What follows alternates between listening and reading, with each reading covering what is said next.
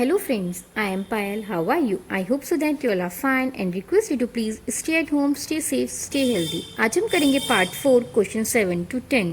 आज हम स्टार्ट करेंगे क्वेश्चन नंबर 7 से। क्वेश्चन नंबर 6 तक हम ऑलरेडी कर चुके हैं। अगर आपने प्रीवियस वीडियो नहीं देखी है उसका लिंक डिस्क्रिप्शन बॉक्स में है, आप वहाँ से जाकर देख सकते हैं। Now ABCD is a rhombus. हम एक रोम्बस बना देते हैं। रोम्बस की चारों साइड्स क्या होती हैं? इक्वल होती हैं, मीन्स ए, ठीक है, यहाँ पर हम इनको नेम दे देते हैं ABCD। Show that the diagonal AC bisects angle ANC। आपको हमें प्रूफ करना है कि ये दो इक्वल पार्ट्स में डिवाइड हो रहा है, ऐसे ही C का। एंड ऐसे ही हमें क्या करना है, एक BD डायगोनल बनाना है यहाँ, ठीक है। एंड डायगोनल BD बाइसेक्ट्स वो क्या कर रहा है, B को दो इक्वल पार्ट्स में डिवाइड कर रहा है एंड D को भी। अब हम क्या करेंगे, एक ट्राइंगल लेते हैं ABC एंड ADC, जिससे हम क्या, अगर हमने ये दोनों कॉन्ग्रुएंट प्रूफ कर दिए तो हम ये कह सकते हैं कि ये एंगल और ये एंगल इक्वल है, ये एंगल और ये एंगल इक्वल है CPCT से, ठीक है। तो हम कौन सा लेंगे, ABC in triangle ABC and triangle CDA, ठीक है। हमें पता है AB किसके इक्वल है, AD की, क्योंकि रोम्बस की चारों साइड्स क्या होती हैं, इक्वल होती हैं। तो यहाँ पे हम क्या लिख सकते हैं, AB is equals to AD sides of rhombus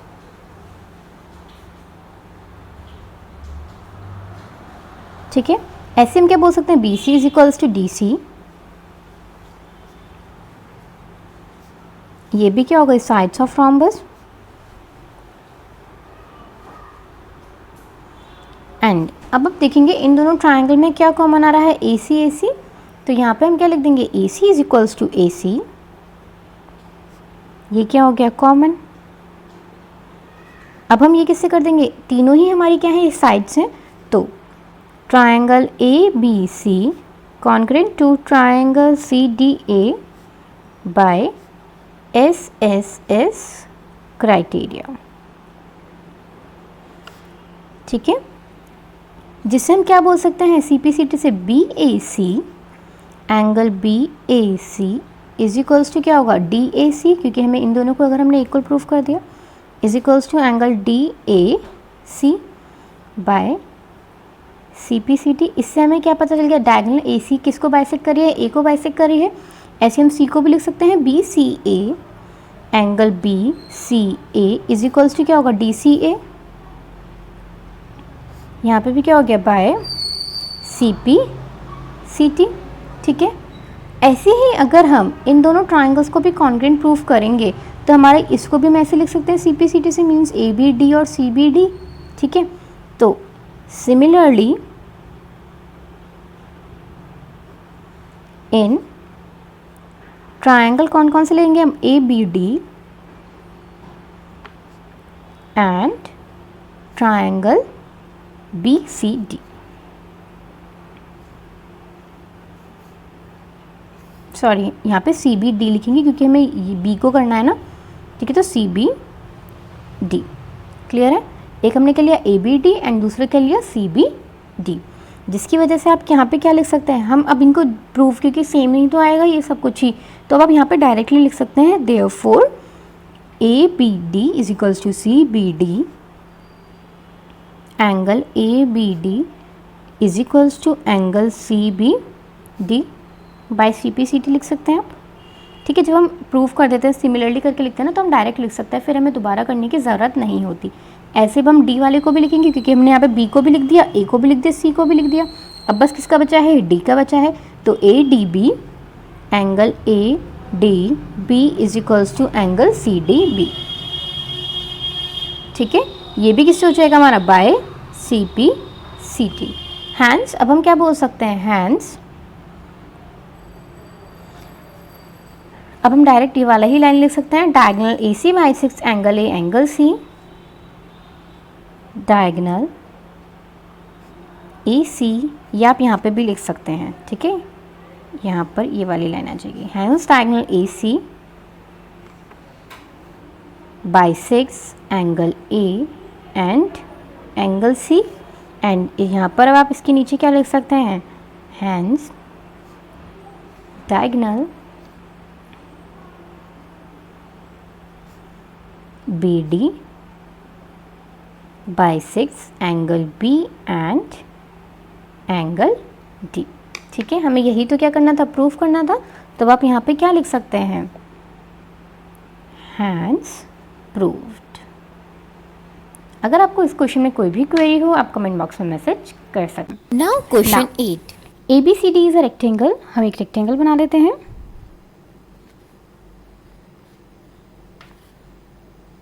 ठीक है, A B C D in which diagonal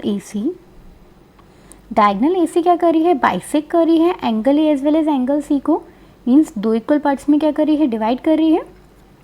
now means जितना ये है उतना ही क्या होगा, ये होगा। ठीक है, अब आपको दे रखा है, आपको क्या प्रूफ करना है, show that ABCD is a square. आपको ये क्या प्रूफ करना है, स्क्वायर प्रूफ करना है। देखिए, जब ये एक रेक्टेंगल है, ABCD is a rectangle given, तो रेक्टेंगल में अपोजिट एंगल्स भी क्या होते हैं, इक्वल होते हैं। तो हम ये कह सकते हैं angle A is equals to angle C, therefore angle A is equals to angle C। ठीक है, अब मैं क्या दोनों साइड ही हाफ से मल्टीप्लाई कर सकती हूँ, दोनों में बिल्कुल कर सकते हैं। तो half of angle A is equals to half of angle C। ठीक है, जब मैं ये हाफ ले रही हूँ तो हाफ में ये वाला पोर्शन भी तो ले सकती हूँ, BAC is equals to BCA लिख सकती हूँ। तो हाफ ऑफ क्या हो जाएगा यहाँ पे, BAC इज इक्वल्स टू क्या हो जाएगा, BCA। अब हमारा ये क्या आ गया कि ये वाला एंगल और ये वाले एंगल क्या है, इक्वल है। तो अगर हम इन ट्रायंगल ABC की बात करते हैं, जब हमारे दो एंगल्स इक्वल होते हैं तो वो हमारा कौन सा ट्रायंगल माना जाता है, आइसोसेलेस ट्रायंगल। ठीक है, जब दो आइसोसेलेस ट्रायंगल होते हैं, जब दो एंगल इक्वल होते हैं तो उनकी जो साइड्स होती हैं, अपोजिट साइड्स, वो भी क्या हो जाती हैं, इक्वल हो जाती हैं। मीन्स इसके अपोजिट ये है एंड इसके अपोजिट ये है, तो दो एंगल्स के अपोजिट जो दो साइड्स होती हैं वो भी क्या हो जाती हैं, इक्वल हो जाती हैं। तो अब हम क्या कह सकते हैं, यहाँ पे हम ये दोबारा लिखेंगे, BAC is equals to angle BCA, proved above. ठीक है, अब देयरफॉर BAC के अपोजिट क्या है, CB। तो यहाँ पे आप क्या लिख देंगे, BC is equals to and BCA के अपोजिट क्या है, AB। मीन्स इनके अपोजिट साइड से तो इक्वल होती है। तो आप यहाँ पे क्या प्रॉपर्टी लगाएंगे, when two angles are equal then their opposite sides are also equal। ठीक है, अब हमारा ये क्या हो गया, हमें पता है रेक्टेंगल में अपोजिट साइड्स तो इक्वल होती हैं। अब हमारा क्या हो गया कि ये दोनों भी इक्वल हो गए, तो हम क्या कह सकते हैं, therefore AB is equals to BC is equals to CD is equals to DA। हमने क्या कर दिया, चारों साइड्स को क्या कर दिया, हमने इक्वल प्रूफ कर दिया। ठीक है, सिमिलरली करके भी आप कर सकते हैं। यहाँ पे अगर आपको देयरफॉर नहीं लिखना तो आप यहाँ पे क्या लिख सकते हैं, सिमिलरली भी लिख सकते हैं। AB is equals to, hence we can say hence ABCD is a square। क्योंकि स्क्वायर के लिए क्या होना ज़रूरी है, फोर साइड्स इक्वल होना ज़रूरी है एंड 90 डिग्री का एंगल बनना ज़रूरी है। एंड रेक्टेंगल में ऑलरेडी 90 डिग्री का तो एंगल बनता ही है। बस हमें अब क्या प्रूफ करना था कि चारों साइड्स क्या हैं, इक्वल है। वो हमने इसको ऐसे करके प्रूफ कर दिया है। ठीक है, अब आपको क्या करना है, डायगोनल BD मीन्स यहाँ पे ही, चलो हम नीचे एक और बना देते हैं diagram.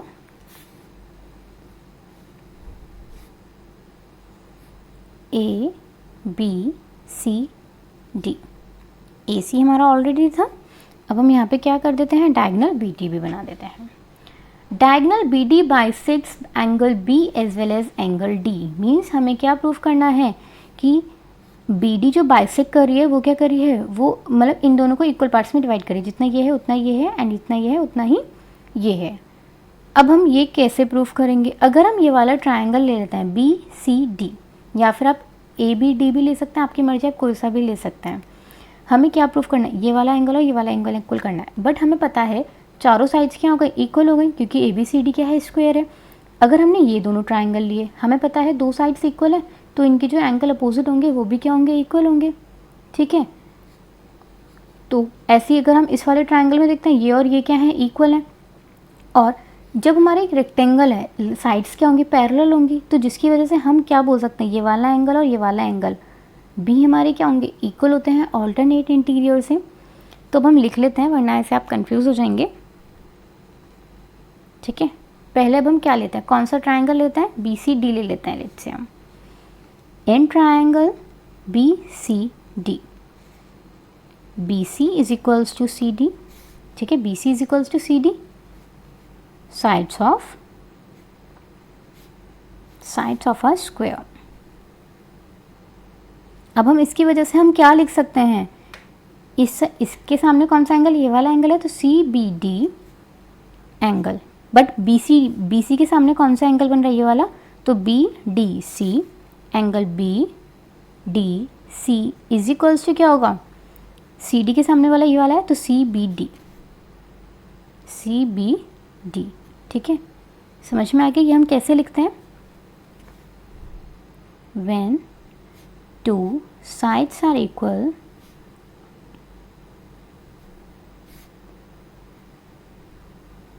then two angles are also equal।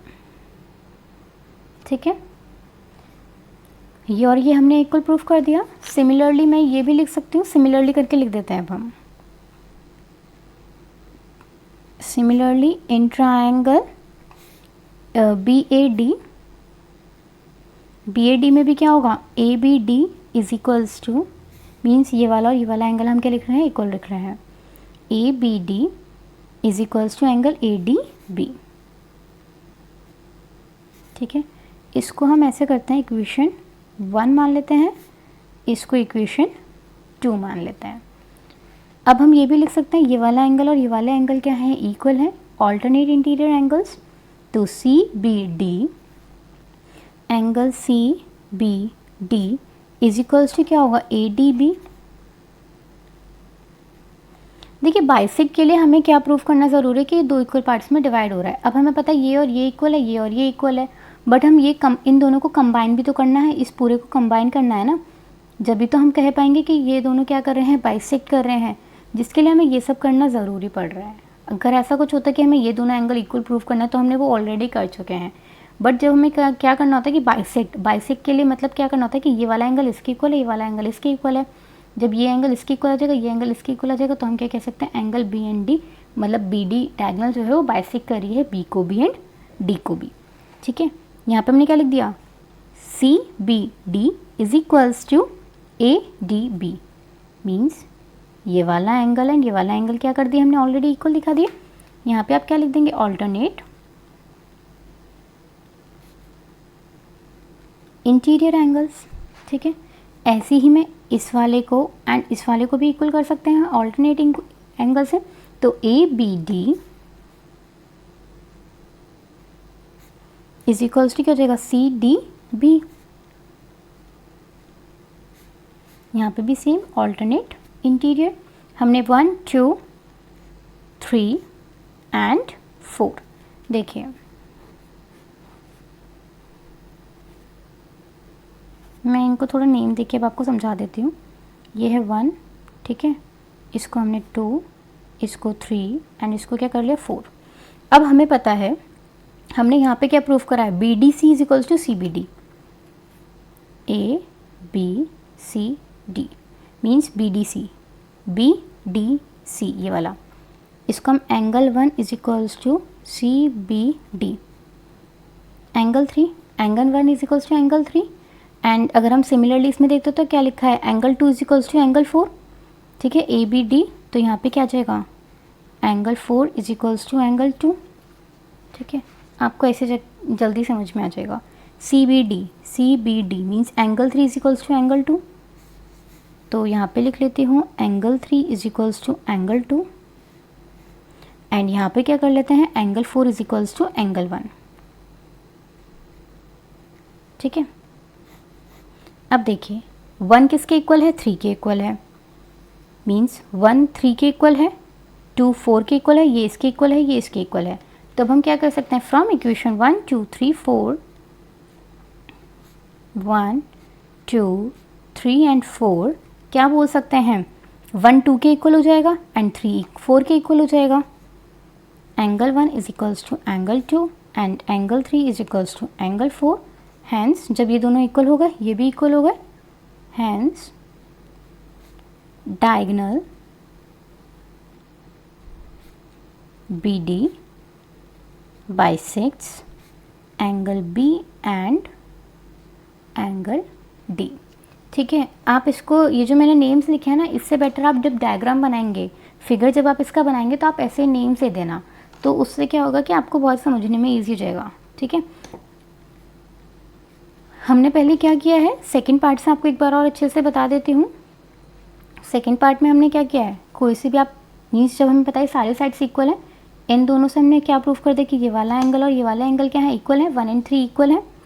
Similarly हमने क्या प्रूफ कर दिया, 2 एंगल किसके इक्वल है, 4 के इक्वल है।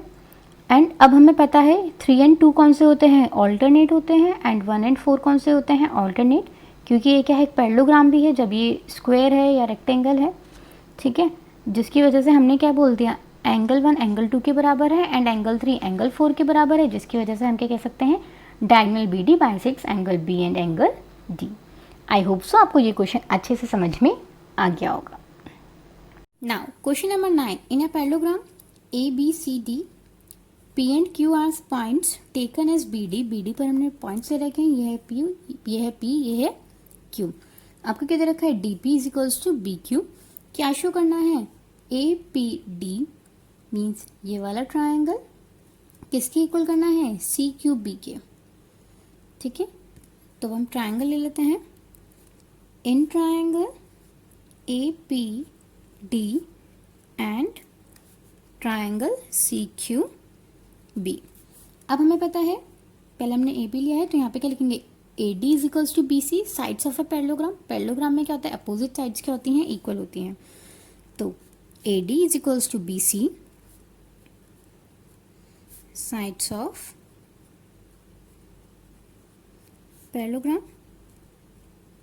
ठीक है, और हमें क्या दे रखा है, DP is equals to BQ, ये हमें गिवन है। यहाँ पे आप क्या लिख देंगे, गिवन।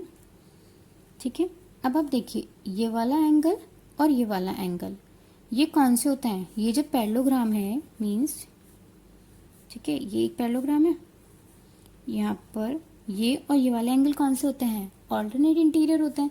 तो ADP angle ADP is equals to क्या होगा, CBQ। ये क्या होगा, इक्वल हो गए एंगल्स ऑफ अ पैरेललोग्राम, या फिर सॉरी ऑल्टरनेट इंटीरियर एंगल्स। ठीक है, अब हमारे ये दोनों ट्राइंगल्स क्या हो गए, कॉन्ग्रुएंट प्रूव हो गए। तो triangle APD congruent to triangle CQB by, कैसे हो गए, दो साइड हैं और एक एंगल है, तो SAS। ठीक है, अब हमें क्या करना है, AP is equals to CQ, AP is equals to CQ, ये दोनों इसी ट्राइंगल के पार्ट है, तो इसको हम किससे कर लेते हैं, CPCT से कर लेते हैं।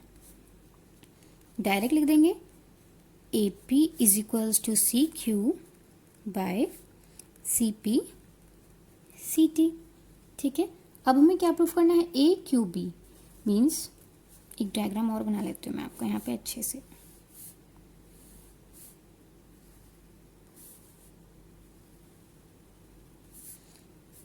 ये है A B C D।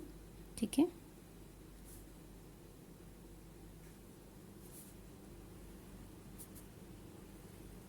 ये क्या है, P एंड ये है Q। अब हमें क्या प्रूफ करना है, AQB मीन्स ये वाला ट्राइंगल AQB एंड CPD ये वाला ट्राइंगल। ये भी हम सेम ऐसे ही करेंगे जैसे अभी हमने ऊपर वाला किया था। क्या, पहले लिख लेते हैं, in triangle AQB and triangle CPD. AB is equals to DC, sides of a parallelogram.